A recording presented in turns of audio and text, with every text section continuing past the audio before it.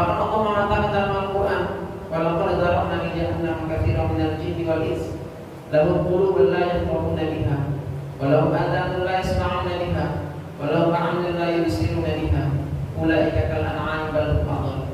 Allah mengatakan ketika manusia itu punya mata tapi tidak bisa melihat, punya telinga tak bisa digunakan dengan sebaik-baiknya, punya hati tak bisa digunakan, maka Allah mengatakan ulaika kal an'am, maka manusia itu sama dengan binatang.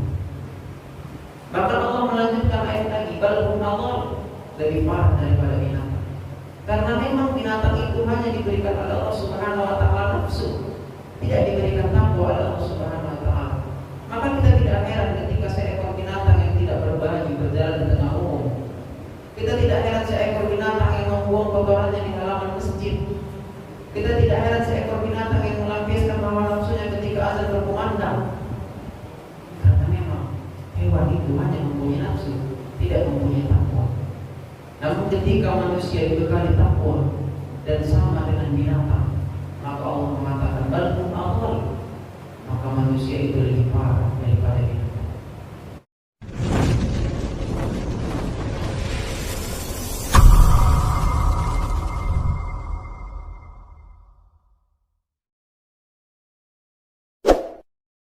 Jangan lupa like, komen, dan subscribe-nya. Karena subscribe itu gratis. Jemaah-jemaah yang dirahmati oleh Allah Subhanahu wa taala. Di dalam Al-Qur'an terdapat dalam surah Al-Hijr ayat 28. Allah mengatakan, A'udzu billahi minasyaitonir rajim. Bismillahirrahmanirrahim. Wa idh qala rabbuka lil malaikati inni khaliqun basharan min salsalin min hama'in masnun. Dan ketika Allah Subhanahu wa taala memanggil para malaikat, wahai malaikat, aku akan menciptakan makhluk baru, kata Allah, dan makhluk ini akan kuberi nama Bashar. Jemaah yang dirahmati oleh Allah Subhanahu wa taala, ketika Allah Subhanahu wa taala pertama kali ingin menciptakan manusia, dan Allah Subhanahu wa taala memanggil malaikat, wahai malaikat, aku akan menciptakan makhluk baru, dan makhluk ini berbeda dengan kalian, dan makhluk ini kuberi nama Bashar. Jadi ketika Allah Subhanahu wa taala pertama kali ingin menciptakan manusia dan kita diperkenalkan oleh kepada malaikat, maka nama kita pertama kali diperkenalkan dengan nama Bashar. Di dalam Al-Quran setidaknya ada 5 nama manusia. Yang pertama Allah menyebut kita dengan nama Bashar. Kemudian Allah Subhanahu wa taala menyebut kita dengan nama An-Nas. Kemudian juga Allah Subhanahu wa taala menyebut manusia dalam Al-Quran dengan kata-kata insan, dan juga Bani Adam. Namun pertama kali diperkenalkan oleh Allah Subhanahu wa taala kepada malaikat, nama kita diperkenalkan oleh Allah Subhanahu wa taala dengan nama Bashar. Jemaah yang dirahmati oleh Allah Subhanahu wa taala, setidaknya Bashar ini mempunyai 2 makna. Makna yang pertama adalah makhluk yang diciptakan oleh Allah Subhanahu wa taala yang berasal dari tanah liat, yang berlumpur dan diberi bentuk. Itulah manusia. Kemudian makna Bashar yang kedua adalah makhluk yang diciptakan oleh Allah Subhanahu wa taala dan diberi 2 unsur. Unsur yang pertama adalah unsur nafsu, dan unsur yang kedua adalah unsur takwa. Allah Subhanahu wa taala menyampaikan kepada malaikat, wahai malaikat, makhluk baru ini berbeda dengan kalian. Kalau malaikat diciptakan oleh Allah Subhanahu wa taala hanya dengan dari cahaya, hanya diberikan takwa, tidak diberikan nafsu oleh Allah Subhanahu wa taala, maka kita tidak heran ketika malaikat itu tidak pernah melanggar perintah Allah Subhanahu wa taala. Allah mengatakan la ya'sunallaha ma amaruhum wa yaf'aluna ma yu'marun. Tidak akan mungkin malaikat itu melanggar perintahku, kata Allah, dan tidak akan mungkin malaikat itu bermaksiat kepada Allah Subhanahu wa taala. Karena memang malaikat hanya dibekali dengan takwa, tidak dibekali dengan nafsu. Maka kita tidak pernah mendengar ketika malaikat Jibril mengkorupsi ayat. Kita tidak pernah dengar malaikat Israel salah ataupun terlambat mencabut nyawa manusia, karena memang malaikat tidak pernah melanggar perintah Allah Subhanahu wa Ta'ala. Namun berbeda dengan manusia. Ketika manusia diberi oleh Allah Subhanahu wa Ta'ala dua unsur. Unsur yang pertama adalah unsur takwa, dan unsur yang kedua adalah unsur nafsu. Dan jamaah yang dirahmati Allah Subhanahu wa Ta'ala, kata-kata takwa dan kata-kata nafsu dalam Al-Quran diberikan oleh Allah Subhanahu wa Ta'ala dengan jumlah yang sama. Takwa disebutkan dalam Al-Quran berjumlah 115 kali, dan juga nafsu disebutkan dalam Al-Quran dengan jumlah 115 kali. Artinya apa? Bahwa keseimbangan dalam diri kita ada pada nafsu dan juga takwa. Jemaah yang dirahmati oleh Allah Subhanahu wa Ta'ala, kata-kata takwa yang pertama kali disebutkan dalam Al-Quran terdapat dalam surah Al-Baqarah ayat 2. Allah mengatakan, a'udzu billahi minasyaitonir rajim. Bismillahirrahmanirrahim. Dzalikal kitabu la raiba fihi hudan lil muttaqin. Tidak ada keraguan dalam kitab ini, dan Allah mengatakan hudan lil muttaqin, dan ini merupakan petunjuk bagi orang-orang yang bertakwa. Itulah kata-kata takwa yang pertama dalam Al-Quran. Kemudian Allah Subhanahu wa Ta'ala melanjutkan ayatnya, alladzina yu'minuna bil ghaib. Bagaimana orang-orang yang bertakwa itu? Allah mengatakan alladzina yu'minuna bil ghaib adalah orang-orang yang beriman kepada yang gaib. Percaya kepada yang gaib itu ciri-ciri orang yang bertakwa kepada Allah Subhanahu wa Ta'ala. Beriman kepada Allah, beriman kepada malaikat yang tidak nampak, beriman kepada surga dan neraka yang baik. Tapi kita harus percaya, harus yakin, dan itulah merupakan ciri-ciri takwa yang pertama. Kemudian Allah Subhanahu wa Ta'ala juga melanjutkan ayatnya, alladzina yu'minuna bil ghaibi wa yuqimuna shalah, adalah orang-orang yang mendirikan salat. Jadi ciri-ciri takwa yang kedua adalah ketika kita mampu untuk mendirikan salat. Salat merupakan kewajiban yang harus kita laksanakan, yang harus kita kerjakan. Bahkan sebagai seorang muslim tidak ada alasan untuk meninggalkan salat. Ketika kita dalam perjalanan, Allah Subhanahu wa Ta'ala memudahkan dengan jamaah dan qasar. Ketika kita sakit, tidak sanggup berdiri, maka bisa kita laksanakan dengan duduk. Ketika kita tidak sanggup duduk, kita boleh laksanakan salat dengan berbaring. Ketika kita tidak sanggup dengan berbaring, kita harus bisa melaksanakan salat dengan gerakan tangan, anggota tubuh yang lain. Tak bisa juga melaksanakan salat dengan gerakan tangan, anggota tubuh. Bisa kita laksanakan dengan mata, kedipan mata, isyarat. Namun ketika tidak bisa juga dengan kedipan mata, isyarat mata, maka kita tidak akan menyolatkannya.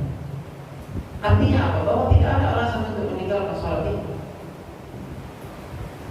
Ada mungkin sebagian di antara kita yang tinggal salat tahajudnya, tinggal salat duhanya, tinggal salat rawatibnya, sudah merasa tidak enak, sudah merasa tidak enak hati, sudah merasa risau. Tapi mungkin juga ada di antara kita yang tinggal salat zuhurnya, tinggal salat Jumatnya, tinggal salat masyarnya, maghribnya, isyanya, subuhnya tinggal, tapi hatinya biasa-biasa saja. Bahkan dalam sebuah hadis, ketika kita meninggalkan satu buah salat, maka hukuman 80 tahun di neraka. Sementara hitungan yang telah diberikan oleh Allah Subhanahu wa Ta'ala kepada kita, satu hari di akhirat sama dengan 1000 tahun di dunia. Jadi ketika umur kita 1000 tahun di dunia ini, maka itu perbandingannya hanya satu hari di akhirat. Jemaah yang dirahmati oleh Allah Subhanahu wa Ta'ala, maka ketika kita mau memunculkan sifat-sifat takwa kita dalam kehidupan kita sehari-hari, maka yang kedua yang kita laksanakan adalah mendirikan sholat ataupun mengerjakan sholat. Jemaah yang dirahmati oleh Allah Subhanahu wa Ta'ala, apalagi sholat itu merupakan suatu kewajiban yang tidak bisa kita tinggalkan. Apabila kita sengaja meninggalkan sholat, maka sebenarnya itu adalah merobohkan agama. Mungkin saja ketika ketika ada orang lain yang mau merobohkan masjid kita ini, mau merusak masjid kita ini, mungkin sudah barang tentu kita akan marah besar. Tapi bagaimana ketika mungkin anak-anak kita di rumah, ketika istri-istri kita di rumah, yang kita pelihara, yang kita beri makan, yang kamarnya berdampingan dengan kita, yang kita beri fasilitas, sepeda motor dan lain sebagainya, tapi dia telah meninggalkan sholat, maka pada konsepnya itu adalah merobohkan agama. Jemaah yang dirahmati oleh Allah Subhanahu wa taala. Kemudian Allah Subhanahu wa taala melanjutkan, alladzina yu'minuna bil ghaibi wa yuqimuna shalah wa mimma razaqnahum yunfiqun. Adalah orang-orang yang menginfakkan sebahagian harta. Ini juga merupakan suatu perbuatan yang kita laksanakan. Apabila kita laksanakan, maka sifat-sifat takwa kita akan insya Allah muncul dalam kehidupan kita sehari-hari. Apalagi di bulan Ramadan ini, kita sangat diperintahkan untuk bersedekah, kita diperintahkan untuk berinfak, karena memang Allah melipat gandakan segala amal perbuatan selama di bulan Ramadan ini. Jamaah yang dirahmati oleh Allah Subhanahu wa taala, ketika kita diberikan oleh Allah Subhanahu wa taala nafsu dan juga takwa, dan nafsu itu memang mengarah kepada keburukan. Wa ma ubarri'u nafsi inna nafsa la'ammaratun bis-su'i illa ma rahima rabbi. Tidak bisa kita anggap diri kita ini suci ketika ada nafsu dalam diri kita masing-masing, karena pada konsepnya nafsu itu mengarah kepada keburukan. Nafsu mungkin dikategorikan oleh para ulama ada beberapa macam. Yang pertama mungkin ada nafsu amarah, yaitu adalah nafsu untuk bagaimana berpecah belah, pertikaian, amarah, perselisihan. Itu adalah merupakan nafsu. Dan juga ada nafsu yang baik, yang itu yang kita harapkan adalah nafsul mutmainnah. Ya ayyuhan nafsul mutmainnah, irji'i ila rabbika radiyatan mardiyah, fadkhuli fi 'ibadi wadkhuli jannati. Adalah nafsu yang mengarah kepada kebaikan. Itulah yang kita harapkan. Maka dalam sebuah kitab ada yang mengibaratkan nafsu ini seperti seekor kuda jantan yang apabila kita bisa latih, bisa kita kendalikan seekor kuda jantan ini, maka kita akan bisa menangkan kompetisi pertandingan, akan bisa kita naik, kita tunggangi, kita jadikan untuk transportasi. Namun ketika seekor kuda jantan ini tidak bisa kita latih, tidak bisa kita kendalikan, maka dia akan menabrak yang ada di depan.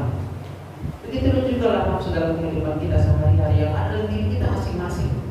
Ketika nafsu dalam diri kita tidak bisa kita kendalikan, tidak bisa kita latih, maka dia akan menabrak, merubah, merusak segala tatanan kehidupan kita. Karena memang Allah Subhanahu wa taala ketika kita tidak bisa ketika kita tidak bisa mengendalikan hawa nafsu kita, maka rusaklah tatanan kehidupan kita. Maka Allah mengatakan dalam Al-Qur'an, "Walaqad zara'na li jahannama katsiran minal jinni wal insi, lahum qulubun la yafqahuna biha, walau adhanun la yasma'una biha, walau a'yunun la yubsiruna biha, ulaika kal an'am bal hum adall." Allah mengatakan ketika manusia itu punya mata tapi tidak bisa melihat, punya telinga tak bisa digunakan dengan sebaik-baiknya, punya hati tak bisa digunakan, maka Allah mengatakan ulaika kal an'am, maka manusia itu sama dengan binatang. Maka Allah melanjutkan ayat lagi, bal hum adall, lebih parah daripada binatang. Karena memang binatang itu hanya diberikan oleh Allah Subhanahu wa taala nafsu, tidak diberikan takwa oleh Allah Subhanahu wa taala. Maka kita tidak heran ketika seekor binatang yang tidak berbaju berjalan di tengah umum. Kita tidak heran seekor binatang yang membuang kotorannya di halaman masjid. Kita tidak heran seekor binatang yang melampiaskan hawa nafsunya ketika azan berkumandang. Karena memang hewan itu hanya mempunyai nafsu, tidak mempunyai takwa. Namun ketika manusia dibekali takwa dan sama dengan binatang, maka Allah mengatakan bal hum adall, maka manusia itu lebih parah daripada binatang. Jamaah yang dirahmati oleh Allah Subhanahu wa taala, dan yang terakhir melalui bulan Ramadan yang alhamdulillah insya Allah sudah kita jalani selama 13 hari dan ada juga yang 14 hari. Kita masih diberikan kesempatan oleh Allah Subhanahu wa taala untuk menjalani ibadah Ramadan di tahun ini. Mari sama-sama kita jadikan Ramadan ini untuk mengendalikan hawa nafsu kita. Jangan mau kita diperbudak dengan hawa nafsu. Karena memang Ramadan ini untuk melatih kita bagaimana bisa kita mengendalikan hawa nafsu. Jamaah yang dirahmati Allah Subhanahu wa taala. Kemudian ketika kita diberi kesempatan oleh Allah Subhanahu wa taala untuk menjalani ibadah Ramadan tahun ini, maka mari sama-sama kita laksanakan ibadah tahun ini, ibadah Ramadan tahun ini dengan baik, dengan sebaik-baiknya, dengan yang terbaik. Dan kita anggap dalam hati kita masing-masing bahwa Ramadan ini merupakan Ramadan yang terakhir. Kalau lagi itu kita anggap, maka detik demi detik, menit demi menit, jam demi jam, hari demi hari, ketika kita melaksanakan ibadah puasa di bulan Ramadan ini, kita melaksanakan pekerjaan-pekerjaan terbaik. Kita selalu berzikir kepada Allah Subhanahu wa taala. Kita selalu memohon ampunan Allah Subhanahu wa taala. Bukankah bulan Ramadan ini merupakan bulan maghfirah, bulan memohon ampun atas segala dosa-dosa yang telah kita kerjakan di masa lalu? Maka inilah kesempatan kita. Karena memang jamaah yang dirahmati oleh Allah Subhanahu wa taala, tidak ada jaminan bagi kita untuk bisa menjalani Ramadan yang akan datang. Jamaah yang dirahmati oleh Allah Subhanahu wa taala, mungkin ini dapat disampaikan, semoga bermanfaat pada diri khotib sendiri dan kepada jamaah sekalian. A'udzubillahi minasyaitonir rajim. Bismillahirrahmanirrahim. Wal 'ashr. Innal insana lafi khusr illa alladziina aamanu wa 'amilus shalihati wa tawassaw bil haqq wa tawassaw bis sabr. Barakallahu wa lakum fil Qur'anil 'azim wa nafa'ani wa iyyakum bima fihi minal ayati wa dzikril hakim.